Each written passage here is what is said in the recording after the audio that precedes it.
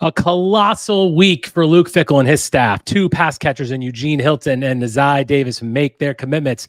Torin Pettaway flips back to where he belongs. And last but not least, that guy, Mason Posa. He's on his way to Madison, and he's here tonight on the Bucky Report. I'm Rajeev. He's Justin. Here we go.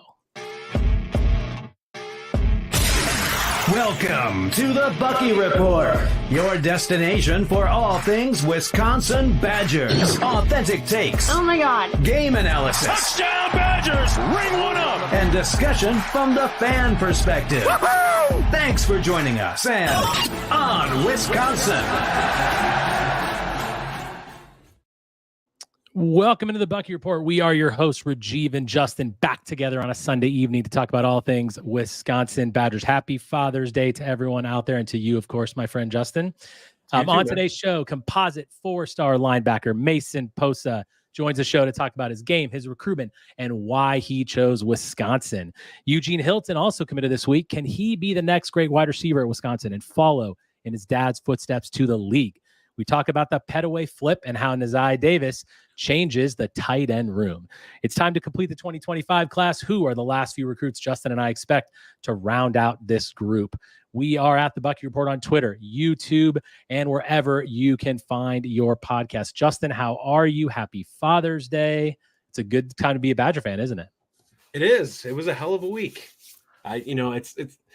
We were hopeful that we would have some big hits this week, and obviously they came through. So I'm looking forward. We have there sounds like there might be some tea leaves leaning in a certain direction this next week for some other good things to happen too. So let's, without further ado, bring on the man. One of those big hits this week was, of course, linebacker out of Albuquerque, New Mexico. Mason Posa joins us from his home in Albuquerque. Mason, how are you, man? Did you have a good Father's Day weekend?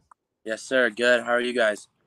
Doing well. Good. Thanks for joining us. So listen, last week was a big week for you. You obviously announced your commitment to Wisconsin. Talk us through what that was like. That had to have been an exciting day for you with all your friends and family there. What is it like to be able to, by the way, you gave us a little heart attack when you threw that Wisconsin hat down a little bit. I'm sure that was funny for you, but what was that experience like for you? Talk us through that. No, it was amazing. I was really nervous, going up. I mean, I made my speech the night before, and then all that day on Thursday, I didn't want to read it because I didn't want to psych myself, too much. But I was really nervous. And then when I was there at 5:40, I didn't really see anyone there. It was just my family. I was like, dang, no one's gonna show up for this. And then 6-7 minutes later, just there's a full crowd. But I was just really happy and just really excited. So obviously Oregon and Texas A&M were the two other schools you were looking at, and those hats were on the table. Why Wisconsin? What made you choose Wisconsin over those other great programs? And the fact that your offer list was obviously quite large with your storied career. What made you choose Wisconsin? I really think it was the players and the coaches for sure. I mean, Coach Fickell, Coach Tressel, and Coach Mitchell. I mean, they're really investing in me a lot. Just by me being their number one guy. Recruiting me since September. They were my second Power 5 offer, and just I feel like we've built a really strong connection over the months and all that. I really felt like it was the right fit. And then on my official visit there, I wasn't planning on committing on that visit. I was going to wait till after all my visits, but just hanging out with the players and just really getting to know them. I mean, Luke Emmerich was on an unofficial visit over there. I wonder why, because, we're really good friends, But, just hanging out with him and just the rest of the linebackers, hanging out with Cooper, it was a really awesome experience, and just I had a great time hanging out with those guys. And just that's a team I want to be around and win championships for. You mentioned the coaches that you talk to a lot, and obviously Luke Fickell. Luke Fickell's bringing a whole new culture to Madison the last couple of years. What made you kind of buy into Luke Fickell's vision? What kinds of things did he say to kind of get you to? What he's clearly he's bringing a whole new culture. What are some of those visions that he talked to you about? It's just the mindset there. They're gonna work as hard as they can to be the best, and they're not gonna oversell me. Just lie about certain stuff. They're gonna tell me the truth. And that's what I really looked for in the program. And Coach Fickell just telling me that he's going to take care of me. He's gonna take care of my family, and just that team is just. I know they're all like I know Coach Fick's mindset because he's a wrestler. Oh yeah, a wrestler's mindset is just crazy. Second to he's none. competitive. You can tell just by looking at him. Yeah. I could just tell just by like talking to him, and just on visits when it was just me and my dad, they'd nonstop talk about wrestling. Just that would be the only conversation. But no, just like his mindset, his work ethic, and just the entire team's work ethic is just really shows me like, yeah, this is a place that fits me because I'm a wrestler, and this is a place that I know that hard work is going to get us somewhere, and again, it's going to win us championships. So I'm gonna bust your chops here a little bit. There was a question asked in spring football to the players of whether they thought they could take Coach Fickell and wrestling. Oh yeah, I saw Think that. you could take him? Oh yeah, for sure. I think I could. I mean, my dad. He was a pretty prestigious dude back in the day. Oh yeah, I know he was. But like 3-time state champion in Ohio, that's crazy. I mean, I was talking to him. We watched wrestling practice on one of my visits, and like he was just telling me we're just talking about wrestling the entire time. But I mean, I'm confident. I think I could take. All right. But I think I could take my dad too, because I mean, he's you're gonna get a call later today from Coach Fickell being like, "So really, huh?" Yeah, I'm gonna have to bring my shoes up next time I go up there. But no, my dad, he's a 3-time All-American at the University of Oklahoma. Okay, fantastic. He was wrestling in the Olympic trials. Didn't make the Olympic team. He lost to Kurt Angle, but I mean, like I said, like, Dad, I'd whoop you if you're on the mat, even in your prime. I'd whoop you. I mean, yeah. Well, if he's going to lose, that's a good guy to lose to, because he's definitely made a career out of it. Oh, yeah, for sure. You brought up wrestling, Mason. Let's talk about that for a minute. Obviously, a lot of our listeners may not know that you're an accomplished wrestler in the state of New Mexico. Is that something you want to do in college? Do you want to continue wrestling at the next level? I've thought of it. I have an offer from Arizona State. I was potentially going to get offered at Oklahoma State. I'm on that OV, but the coach there, he retired. So I was really thinking about it, but I mean, it's super hard doing both. Yeah. It's like, I mean, look at the kid from Iowa. He committed to doing wrestling instead of football because it's just those are two sports that like are right next to each other, and they both just do damage to your body. I mean, it's already doing damage to my body. I'm in high school. I'm kind of on rest right now because going from football to wrestling, just like nonstop pushing myself, it gets tiring, and you just need to rest, But I mean, I've thought about it. Me and my dad have talked about it, but my passion's football, and I want to put all of my energy into football and into one sport instead of two. And how has wrestling made you a better football player? What about that sport translates and makes you a better football player? Like I said, the mindset, leverage wise, just the aggression, you're by yourself in the circle of the mat, when you're at a dual meet, like against a really good team, you have that spotlight hanging out on you, it's kind of like a 1v1 tackle, open field. Like, that's you. You're by yourself. You have no one else. You got to make that play. So I feel like just wrestling, it's the closest thing to football, in my opinion. And I feel like every defensive player or even offensive player that is in high school should do wrestling because it brings out their aggression, and it also brings coaches to look at you because they're mean. Like, those kids are mean. So, I mean, yeah, I just feel wrestling has just opened up my status to football and just really brought that mindset, just to be tough. Go ahead, Justin. You have a couple questions for Mason? Sure, I'll grab one of mine here. So, is there a specific player? This is one of the things that I was interested in that you kind of look up to or kind of try to model your game after from a linebacker standpoint. Is there somebody you look after? Probably Fred Warner. Okay. I love how he flies around, he just looks like a monster out there. And then when I got offered by Wisconsin, I mean, I knew the Watts went there, but I really started to watch TJ Watt the most. And he's been robbed twice or 3 times, I think, from Defensive Player of the Year, which is crazy. Stats are insane, but I mean, Yeah, I think those two I really model my game after. There's quite a few of them. You can start digging into that. If you want to start digging into that linebacker history, there's been some dudes in the last 10 years. Oh, that yeah, really for come out. sure. Teach has been a great one. Yeah.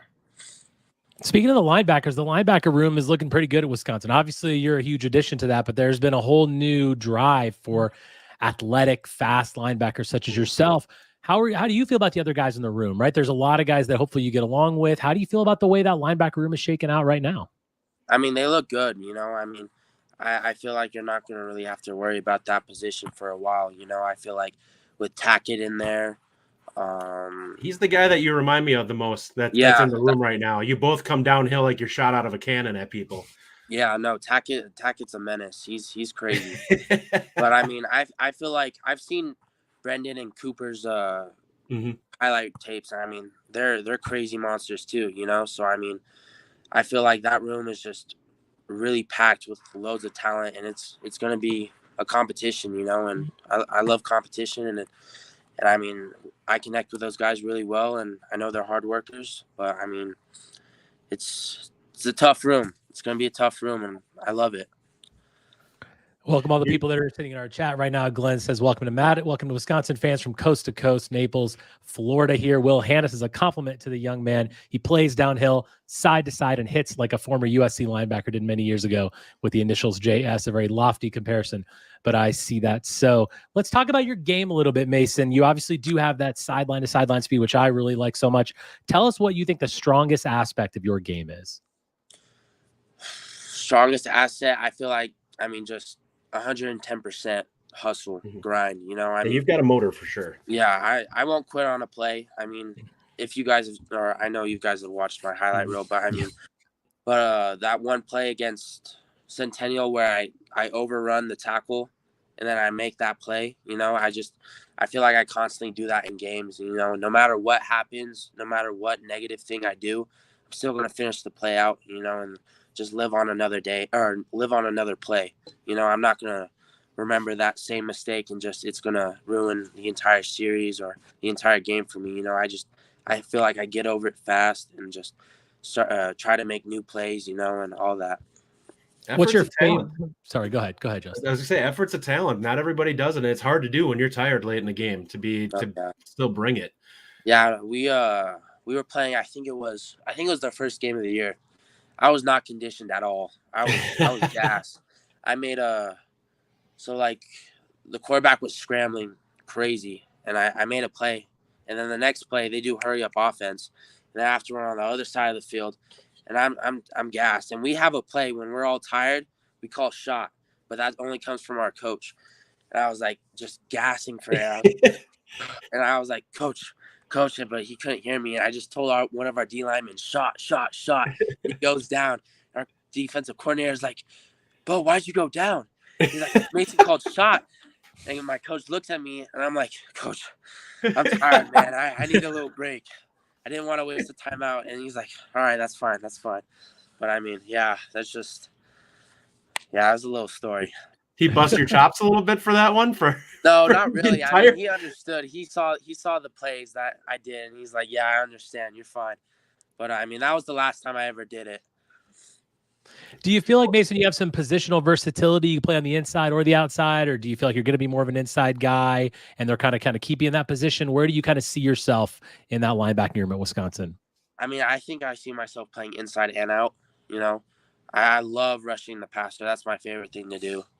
I love getting sacks, you know. I love killing that quarterback. I mean, because in practice we can't touch our quarterback, you know, which I understand. But I mean, sometimes the offense and defense we just chirp at each other, and it's good to hit a quarterback once in a while. But we're ready for you to hit the quarterbacks too, bud. That's perfectly fine. No, is that how it is? Is it the quarterback that's always chirping because he's the one guy that can't get hit? So yeah, no. Starts jawing. Yeah, our quarterback we have, he's a beast though. He's insane. But I mean, me and him are both competitive guys, so we just go at it, you know, and that's what makes practice pretty fun. But I love coming off the edge and also going into coverage too. I like playing safety a lot because I also can hit like Brian Dawkins sometimes too on those like verts or seam routes. But yeah, I mean, I see myself playing both inside and out and also going out in coverage, just like I'm doing now. Do they say anything about you playing the dollar a little bit? No, I don't really remember, but I mean, I don't know it. They're going to use you wherever they feel like you can make plays, so they'll figure it out if you can do it. Yeah, I'll play wherever I get playing time, Mm-hmm. So just wherever I could be used. I'm getting bitten alive over here like crazy. Well, let's go. We're going to do some rapid fire questions for you, Mason, to finish this out, just to talk a little, so the Badger fans can learn a little bit more about you. What are some of your hobbies outside of sports? I like to play golf. I went golfing with my cousins and my sister on Friday. That was pretty fun. I golfed on Friday as well. What do you have? You have a handicap? How good are you at golf? We don't talk about it. My short game's good, but I cannot drive to save my life at all. It's terrible. But yeah, I love playing golf because it's just calm, and it's fun. When you're on, and it's fun. But when you suck, it's miserable. It could be an excruciating thing when you're if not you're really good. competitive. It's tough. Right. Yeah. When you're not hitting well. Yeah. And favorite movie? Do you have a favorite movie? Favorite movie? I don't know. I like Will Ferrell movies. I like Step Brothers a lot. Okay. Or Semi-Pro. Okay. But I like the Avenger movies too. Those are pretty good. Okay. Yeah. Favorite video game? FIFA. I'm playing FIFA right now. Who's your team in FIFA? Barcelona. Oh boy. Yeah, no, I'm like for everyone out there, I'm a huge soccer fan. I feel like sometimes I wish I could play soccer instead of football, but I mean, I love football. Hey, they'll get you conditioned. Oh yeah. I mean, my girlfriend plays soccer, and we sometimes go out to go play soccer, and I'm gassed, and she's like, "How are you already tired? We haven't only been out here for like 10 minutes." I love soccer too, man. I don't know if you can see on your phone, but I've got a Tottenham Hotspur statue behind me. I'm a big Tottenham Hotspur fan in the English Premier League. So yes, I love soccer indeed. Yeah. NFL player you most look up to? I like Nick Bosa a lot. Rest in peace to Demarius Thomas, but he was my guy. I looked up. He's the one that made me fall in love with football. Because I mean, I think the first true football game I watched, it was I think 2012, 2013, when 2011. Tim Tebow was that quarterback, but that wild card game against the Steelers, when Demarius Thomas won the game for him, that's what really made me fall in love with football, and that's why I wore number 88 in Little League. So. Oh, nice. Yeah.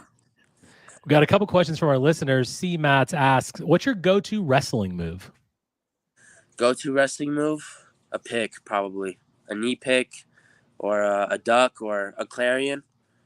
Or a slide by, slide by. Yeah, that's probably my favorite, slide by. Okay. Andrew Larson asks, "Are you hoping to enroll early or waiting until the summer?" I'm going to wait till the summer. I'm going to win my 4-state title this year. Nice. There you go. That's a worthwhile thing to push for. Yeah, and I just feel like I only get one senior year in high school, so I'm also just going to say put that out. Justin, any other questions on that you had on your list? Well, I was going to ask, you've obviously met Brady Collins, so you ready for that kind of crazy getting in there in the that weight program? Yeah, because he'll get you going. Oh yeah, and he's a big Rocky fan too. That's also one of my favorite movies, Rocky. Can't believe I forgot to mention that. There you go. One of my favorites. He's a ball of energy. He'll have you guys. Oh, he's funny. I like him a lot. Excellent. Mason Posa, linebacker out of New Mexico. Thank you so much for joining us on the Bucky Report. We look forward to seeing you in Madison. Good luck in your senior year. We'll certainly be looking out for those senior highlights, and good luck in wrestling as well. We hope to see you soon in Madison. Thank you for joining us, Mason. Yes, thanks, Mason. Now you can get away from the bugs. Oh, yeah, I know, right? Yeah. Take care, Mason. I appreciate it. Absolutely. Thanks, man.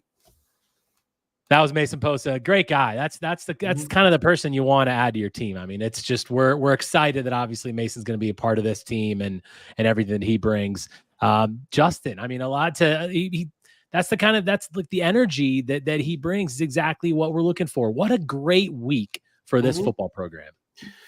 Yeah, I mean, he was clearly a top of the board guy for Coach Fickell. It was really nice for them to be able to get somebody who they wanted as a cornerstone of this class. He honestly, the film is incredible. I don't know how many of our fans that come on here. I talk all the time on the Discord or wherever else. I have not done an eval on him yet, but it's pretty self-explanatory. He's pretty dang good at it, just about everything when you watch the film. Drops really well. He is a guy who can get back in pass coverage, definitely moves really smooth. He's a guy who I feel can knife through the line. So him playing in the middle totally makes sense to me, because he's a guy that I think can really cut through. And I think that he's capable of bending and getting the edge, like he was talking about, being able to rush off the edge. Like, he's definitely a guy who has that flexibility and burst that he can come off the edge if they want to play him there. And he's got the frame for it. I think they'll get him to 235, 240 with relative ease. Yeah. Badger Pat says, another good human to the Badgers. Hooded athlete says, really cool dude. Great for the locker room. Zach Bartz, Posa and Tackett as the inside linebackers is going to be a lethal duo. There's no doubt about that. I mean, those two guys have such high motors. They play downhill. Look, we've talked about what we've seen on film a ton about for both of these guys, and Posa certainly was the top of my board. We couldn't be excited, but it wasn't just Posa this week, Justin. It was Eugene Hilton. Eugene Hilton, wide receiver out of Zionsville, Indiana. Two guys out of Indiana this week, but we're going to talk about Eugene Hilton first, a guy that I was a really big fan of. Talked about him a few days ago on Locked On Badgers with Ryan. Just love everything about this guy's game. He just has that, well, frankly, that sort of like pedigree that his dad has, like that receiver attributes, the way to go high point the ball. He makes really good adjustments. He tracks the ball well. This guy, he plays on the outside, can be a really good addition to the room. Are you happy that he joined? I know you are, but tell me why you think this is good. And how does he complement the wide receivers we already have in the room? Well, we've talked about it for the guys that they're looking at in this class, that I was talking with you and Ryan about it, that I view him as the guy with the highest floor by far. He does everything super well. He's the guy least likely to bust out of the three guys that they're really high on, in both Muiz Tankara and Cam Miller. Like, those guys, they have some work to do. They're raw, but you can see the athletic ability there. Hilton has a lot of athletic ability, but he's very refined already as a receiver. And the things that he does well are going to allow him to be productive fairly early at Wisconsin. So he's great hands. He's a guy that's very capable at high pointing, and he's physical. Great route runner. You watch it. There are people that will push back and say he doesn't have top end, like elite top end speed. I'll be honest with you. There's very few guys, even at the boundary, that have elite top end speed. Like, you're looking for a guy who can get in that 4 or 5 range and is capable of running good routes to create the separation, because that's what most of them do. Every once in a while, you'll find a guy that will run a 4.3 or a 4.4 that will jump out there, but there's not that many of those guys in the nation, and they're typically going to Ohio State or Bama or to Georgia. So it's pretty limited. Yeah, his speed really doesn't bother me. I agree. I think the very first time I watched his film, I wrote down. Right, I wrote down doesn't have elite speed, but that didn't really bother me because he makes the adjustments that he has to make, and I think that, look, anybody sits down with Brady Collins for a while, there can be improvements in a lot of parts of his game physically. That his frame is. We really don't know how fully matured he is yet either, too. Yeah. And the route running, man, and that's where it comes from his dad. Let's be honest. Like, that his dad clearly teaches him that stuff, and that's great. And that's instinct, but it's also the ability to like learn that skill and to really get it down. And we have a lot of guys who are in the room right now. We talk about guys like Trech Kekahuna and how he can gain separation. And I think you're going to see that from Eugene Hilton as well. Yeah. I'm really, really excited about this. I mean, 2 4-star guys just this week. Talk about the class just rounding out. And then it's not over then. We also added a guy that I know that you think could actually get to a 4-star, tight end Nizyi Davis, also out of Indiana. Go Hoosiers, by the way. Not the Hoosiers, Colts, but Indiana people. I love seeing that. You really like Davis. I mean, this was a guy that was really high on your board. The very first week we did, we talked about OVs when Nick was on the show. His first week, you mentioned Nizyi right then and there as someone who you really wanted, Justin. And he's a Badger now. Talk to me about his game and what he brings that's different to that room than some of the other guys. Well, he has great burst. Like, I would be shocked if he's not a kid that runs in the 4.6s. He legitimately runs like you could in high school. He could easily be set out at wide receiver and just said, "Go ahead, run out there. You have size on everybody." But he's really physical for a kid that you don't expect to. Looks like he is more of a receiving threat. He's not afraid to mix it up. I noticed this, and I haven't really heard many other people say this. When you see him go up for the ball, he is very physical in attacking the football when it's up in the air. And you watch him and people just pinball off of him. And that's going to carry over to the college game, because I would be shocked if he doesn't get to the 240s and run well yet. But he can also go up and get the football, and I think that he's going to go up and get the football. And if you're putting a corner or safety on him, he's going to have 30 pounds on that guy. They're just going to bounce right off him. He really attacks the football in the air. How do you feel about his run blocking ability? You think that he's going to be good enough at that sort of aspect of the game? I think worst case scenario with him, I look at a guy who's going to give a ton of effort at it. So he may never be exceptional at it, but I think he will be more than solid. And I think that he's going to be a guy that is going to bring violence when he does it. Like, you're not going to look at it and be like, see him as a guy that kind of gives that half-hearted, block attempt on it. He's a guy who's going to try to take somebody out. And you can see it in his high school film already. There's plays where he gets pulled, where he just blows people up, and he's not afraid to just plant people when he's coming around the corner on a block attempt. One thing I always like to think about when we talk about these new guys is where they kind of fit in the room right now. So let's talk about that for a minute. Let's talk about Eugene Hilton and, where do you feel like, okay, obviously he's coming in 2025. Do you feel like this is a guy that can make an instant impact potentially as a freshman year, within a couple of years? I mean, given the outlook that we have, given the people that are coming in the 24 class and everything, where do you kind of see Hilton and Davis, for that matter, fitting into their respective rooms? Because the wide receiver room is loaded. We know that. But Hilton's obviously a good get and a very talented for the future. But where do you kind of see him fitting in with all the guys that we have there, and Davis at the tight end spot? Well, I look at wide receiver, and the boundary position I feel like is going to open up a little bit. Like, you're going to have Green is going to be gone after this year.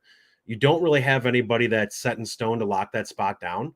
There's a lot of things that Hilton does really well. If he comes in and busts his butt, he can push.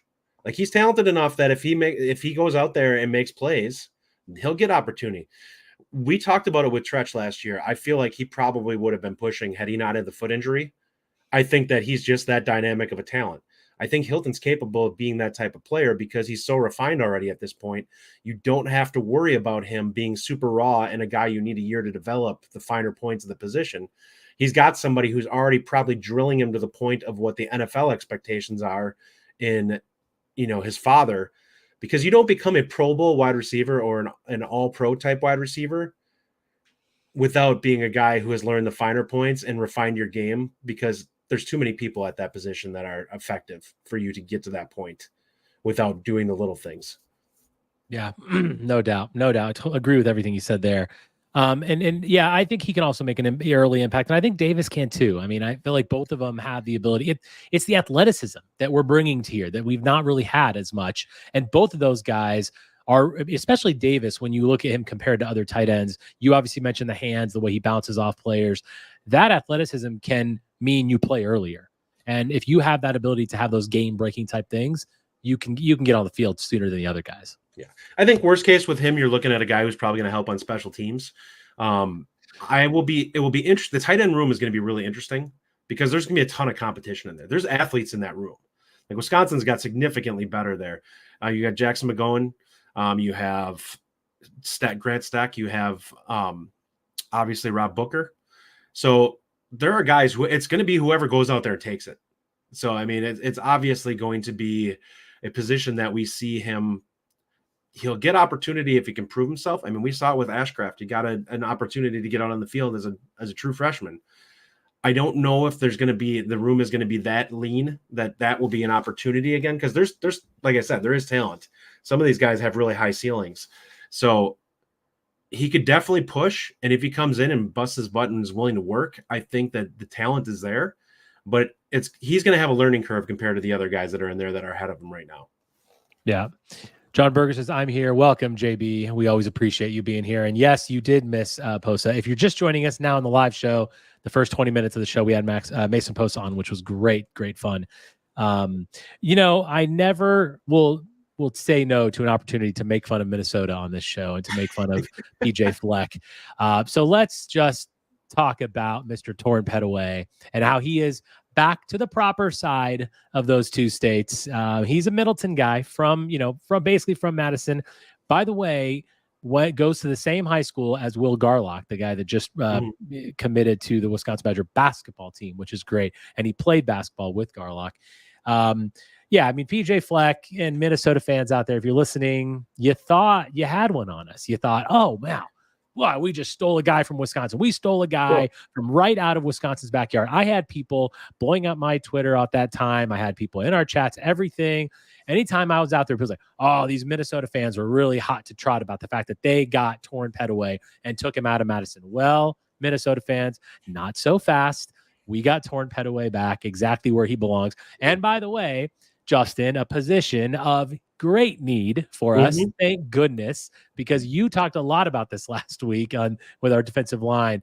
Torin Pettaway, look, he's got a nice size guy. I feel like I kind of felt we were always going to get him back. It was just not going to. PJ Fleck wasn't going to come get a guy right out of Madison. It didn't make a ton of sense for him to make that move, because I honestly believe in this coaching staff. Minnesota could have a downright brutal year this year.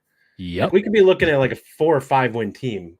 And you go ahead and quote me on that. I'll gladly take my lumps if I'm wrong on that, but I'll be shocked if they're not terrible this year. Honestly, I'll be shocked if they're not. Quote that. I love it. Go for it. That's good.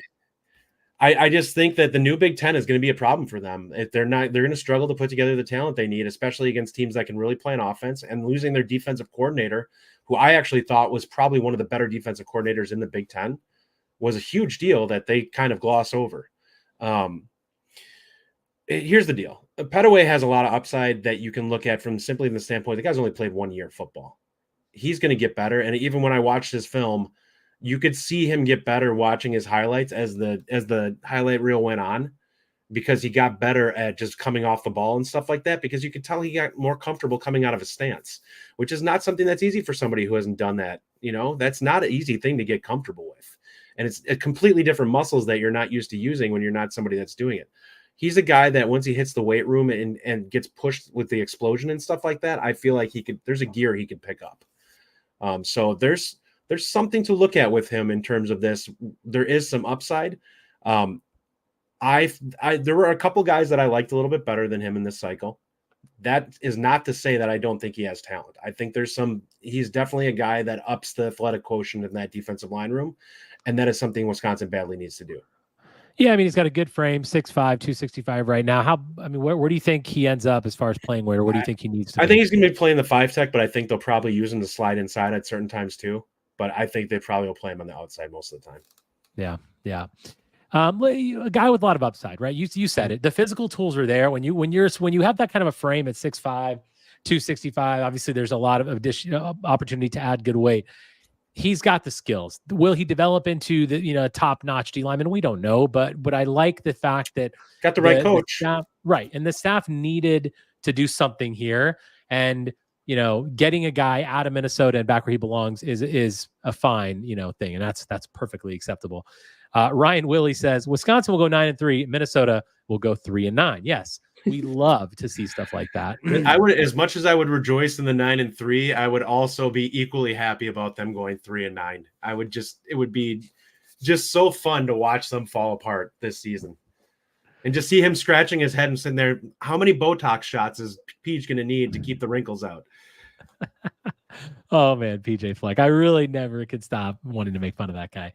John Berger says the kicker is a big deal. Yes, we had a kicker visit OVs this weekend.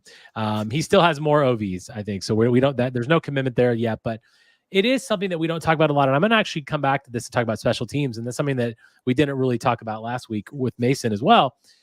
Mason Posa and a lot of these guys, think about our special teams next year. Think about the impact that these guys can have as freshmen. Like it's that special teams is going to be so critical. All these players that we bring in the 24 class, and when you look at the 25 class and the linebacking core, all these guys are going to have such a big impact. That is something that It's not talked about enough, but it's something that is so critical. I mean, with punt coverage, kick coverage, all these things, we have to be better at that.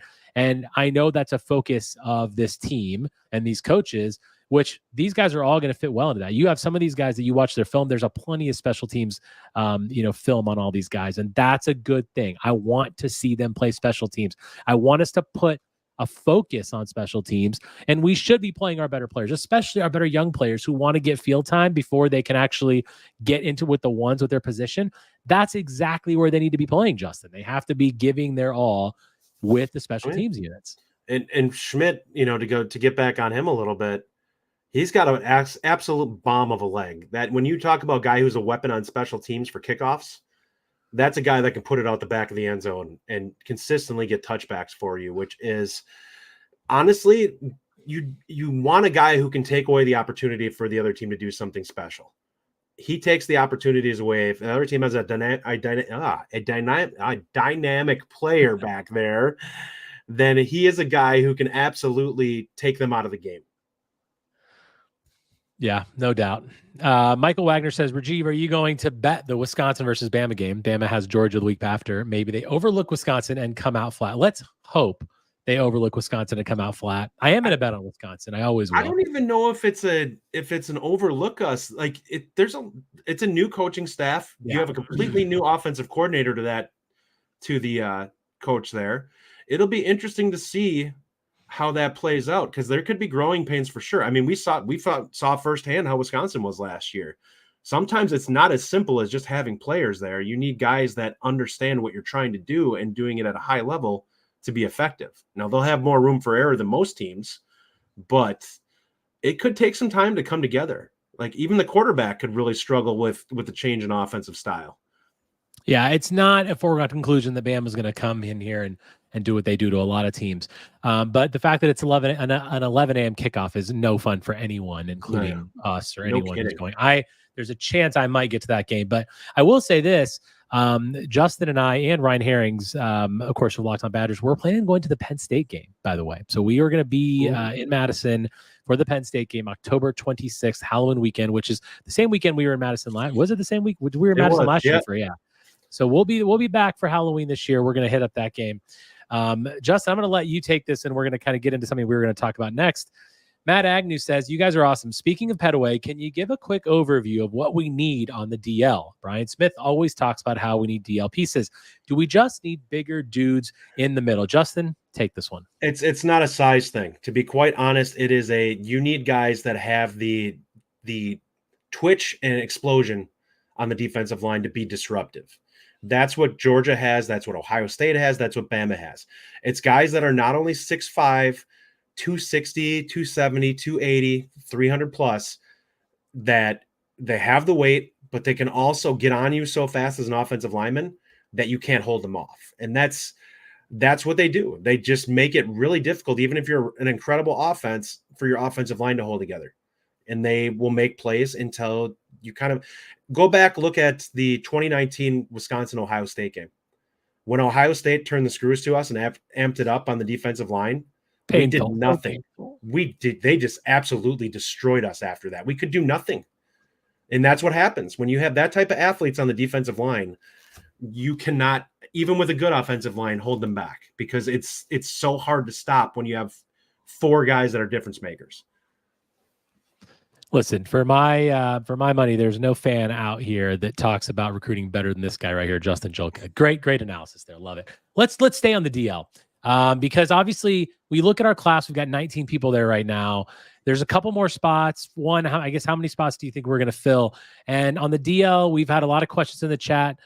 Zach Bartz just recently says, really hearing positive buzz around Tillamook, Wilnerson, Tillamook, and Pavey. Starting Wisconsin. Garcia also coming off his OV with us. Sounds like he really blew up as of late, including getting UGA camp offer.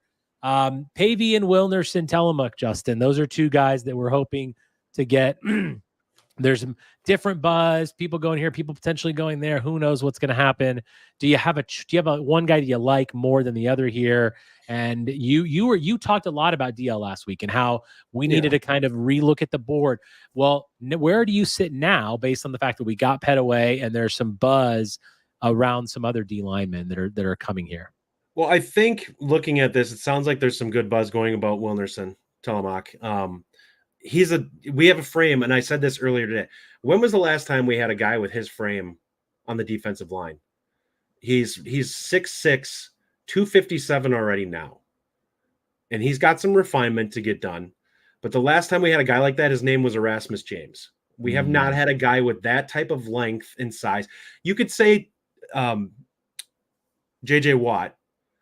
That's a little different. J.J. was 290 pounds at 6'5". Like, he was a man-child already in college and was a freak. So I think they're different body styles. I think you can legitimately probably want to get Telemak into that 280 range, 270.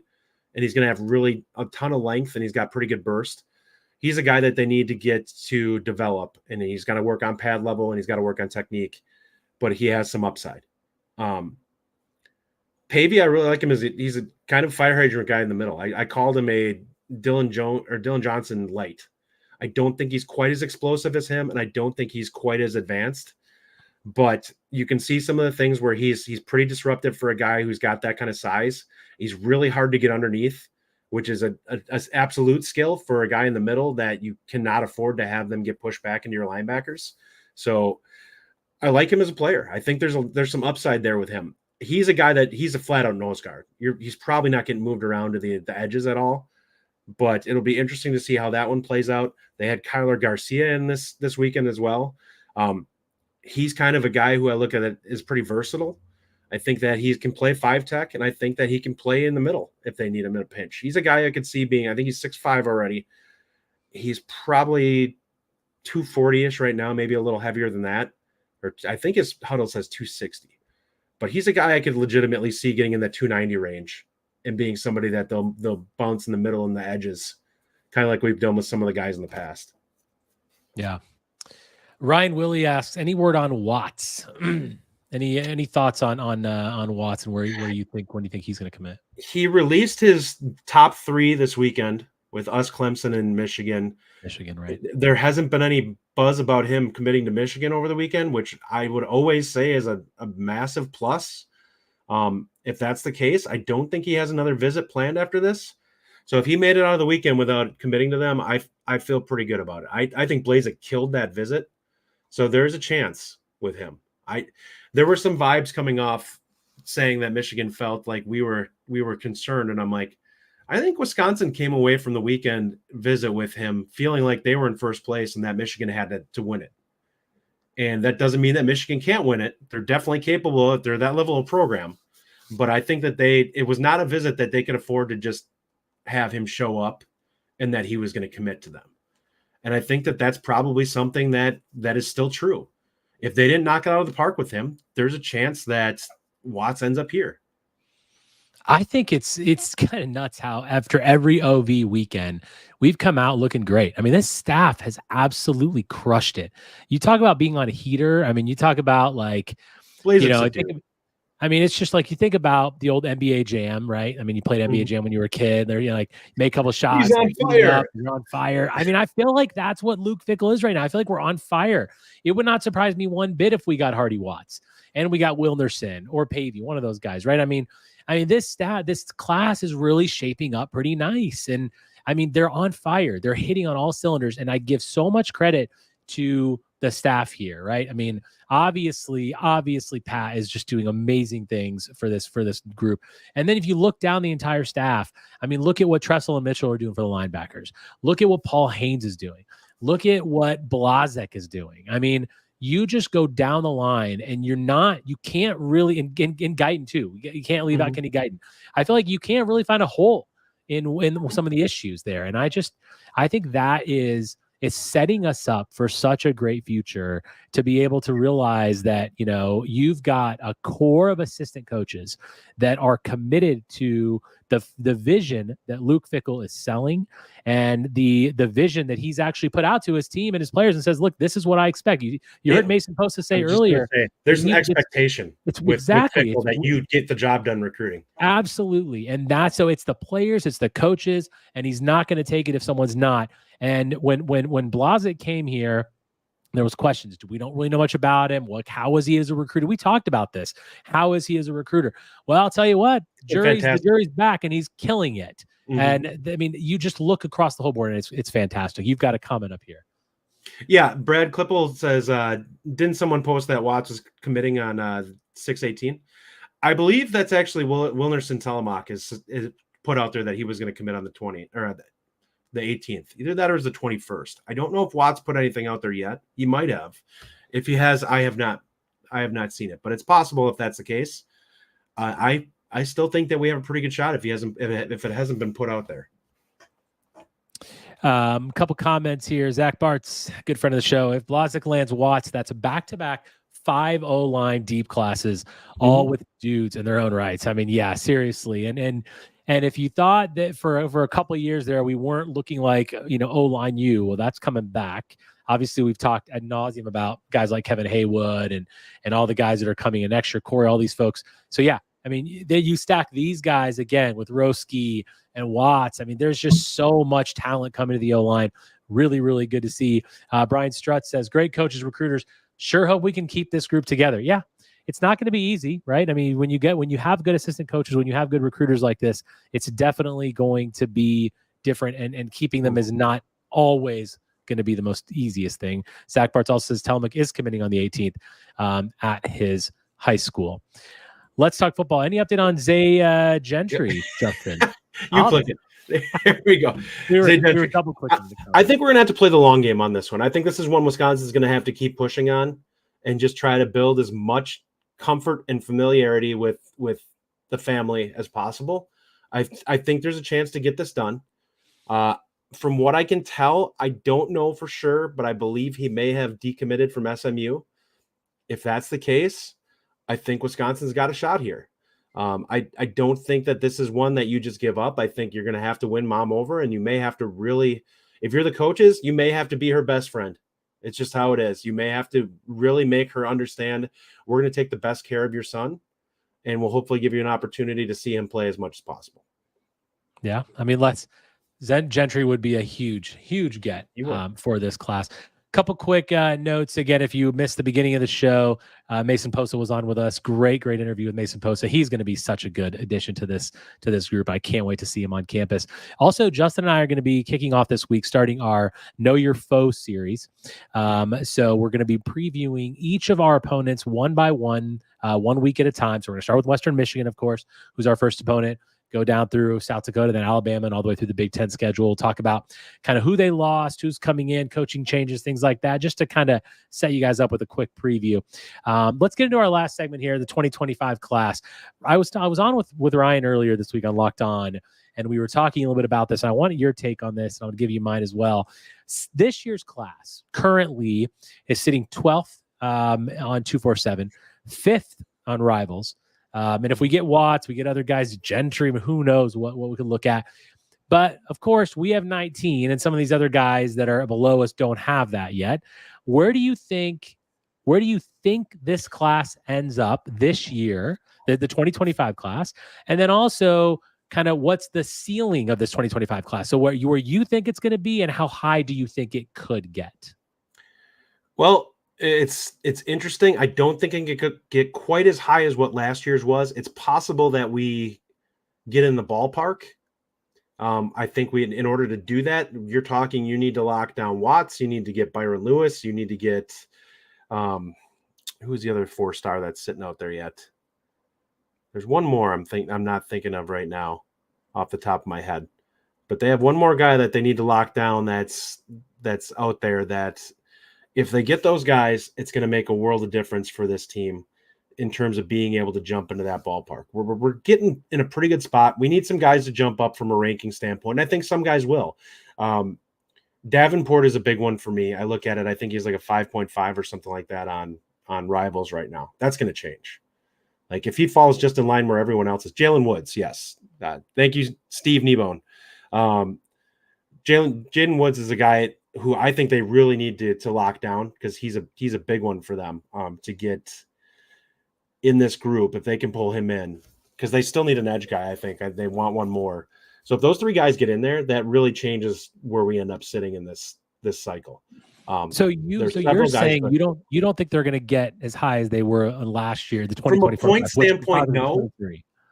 From a point standpoint, no, but they could actually end up with higher ranking because if the talent is more dispersed this cycle, we could have a higher point total than some of the teams. Last year, it seemed very top heavy in terms of where the talent all ended up. Like the top 25 was saturated.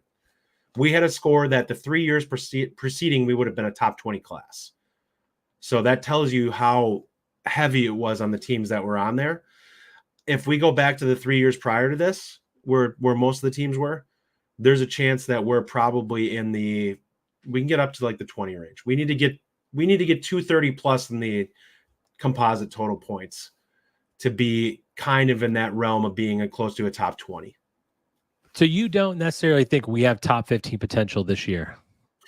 I don't know this year unless we see some bumps.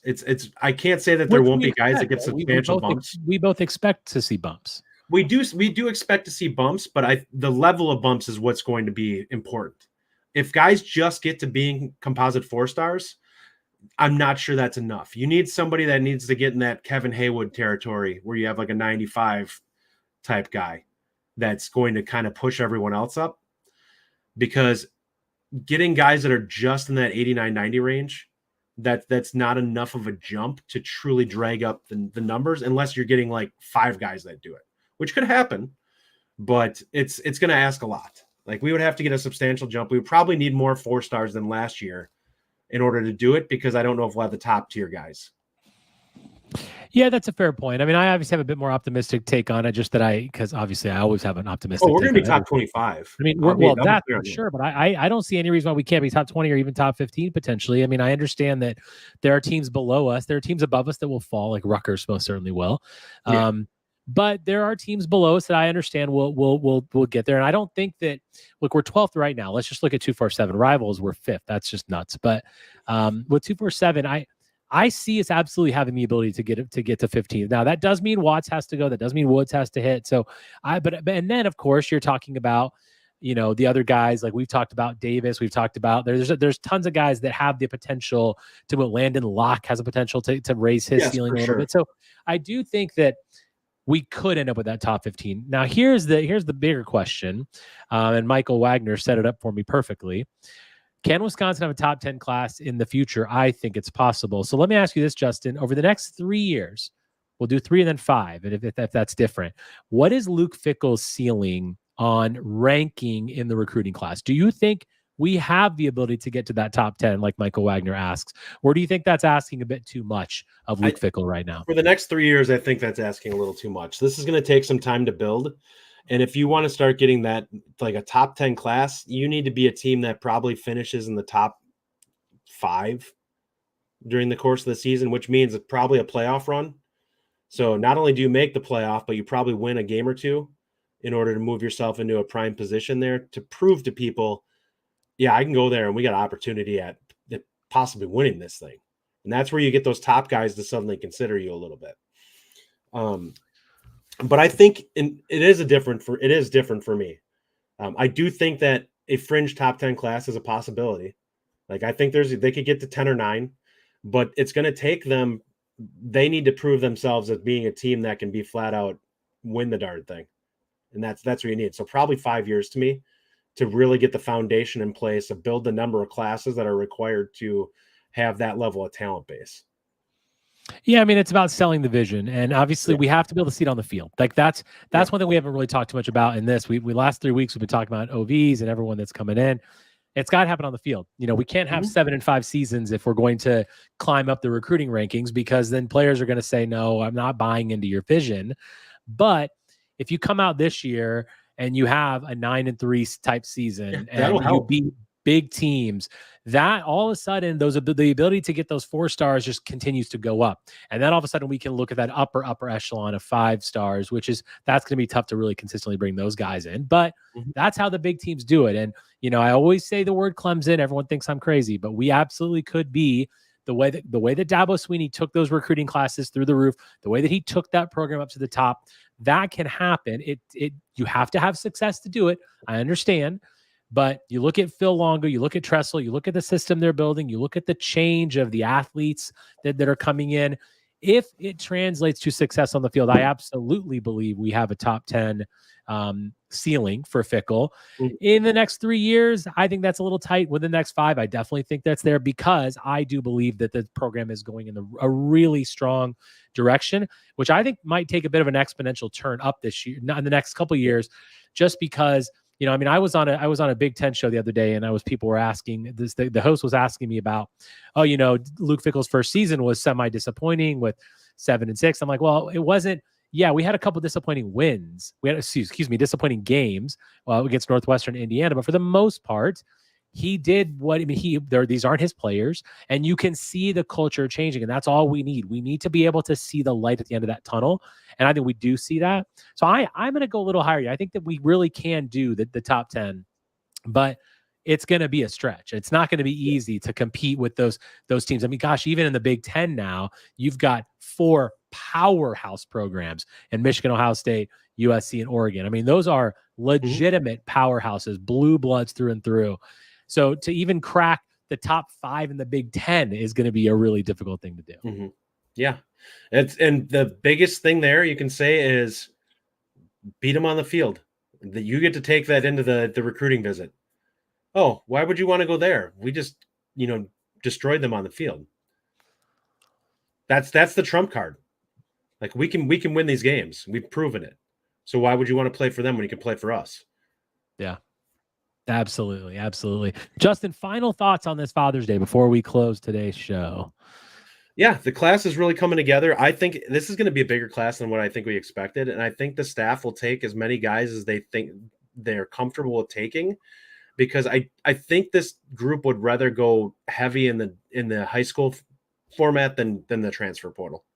I just think that they're more comfortable getting guys that they think if they have the talent level that they're looking for, I think that they will take more bodies there rather than worry about the portal and finding somebody that's both a fit and somebody that is, has the talent level. Because I think the portal is really hard, and you don't get the time to vet guys the same way you do in high school.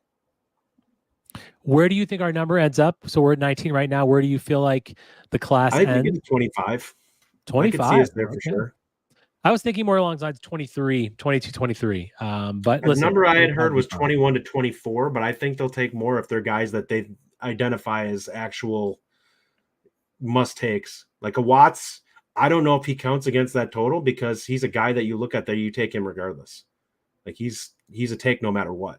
Right. Absolutely. Absolutely. Same with Zay Gentry, to be quite honest. I think he's the same thing. They look at him as a guy that he is one of their top 2 or 3 cornerback targets. And if he decides he wants to come, he's in. Yeah, when it comes to Watts, P-Track is like that. When you see some of these guys, they're must-takes for sure. Happy Father's Day to you, Justin, and to all the fathers out there. Thanks for joining us. Thank you to Mason Posa for joining us today. That was the first 20 minutes of our show. He's going to be great. But we're going to begin back this week, middle of the week. Know Your Foe series begins with Western Michigan. And, of course, we'll be back next Sunday for our live show. And as always, Justin, on Wisconsin. On Wisconsin. Thank you for listening. If you enjoy the show, subscribe to our YouTube channel at The Bucky Report or The Bucky Report Podcast from wherever you get your content. Until next time, on Wisconsin.